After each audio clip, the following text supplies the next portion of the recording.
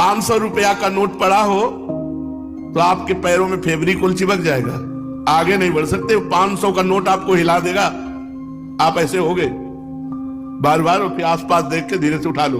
500 रुपया आपको आगे नहीं बढ़ने देगा।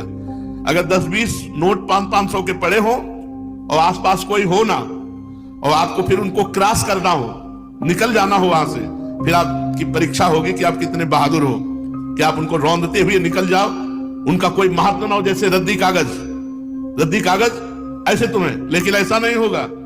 अगर एक कदम चलोगे, पीछे 500 का नोट है, आगे 2-4 नोट पड़े हैं, तो आसपास पहले दृष्टि जाएगी, कोई देख तो नहीं रहा है, फिर धीरे से उठा लेंगे।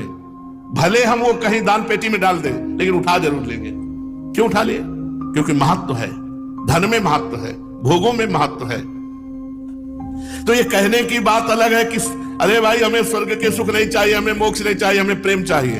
हम तो ठुकरा देते हैं स्वर्ग के सुखों को, मोक्ष को ठुकरा देते हैं, और 500 का नोट ठुकरा के आगे नहीं बढ़ सकते हैं। अगर गुलाब जामुन और मिठाई की बात आ जाए तो मुंह में पानी आ जाएगा, और ठुकरा देते हैं मोक्ष, ब्रह्मानंद। ये सब कहने की बातें हैं।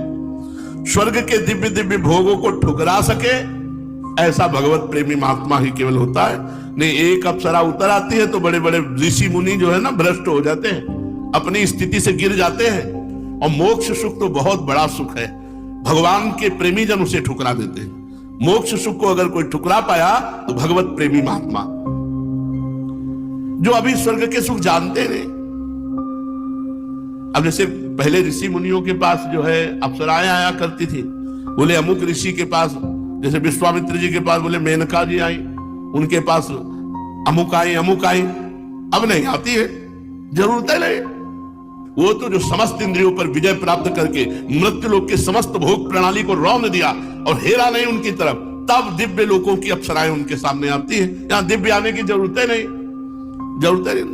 तो स्वर्ग के सुख तो तब उतरे ना जब मर्त्य लोक के सुखों का विजेता हो, जब मर्त्य लोक के सुखों में ही भ्रष्ट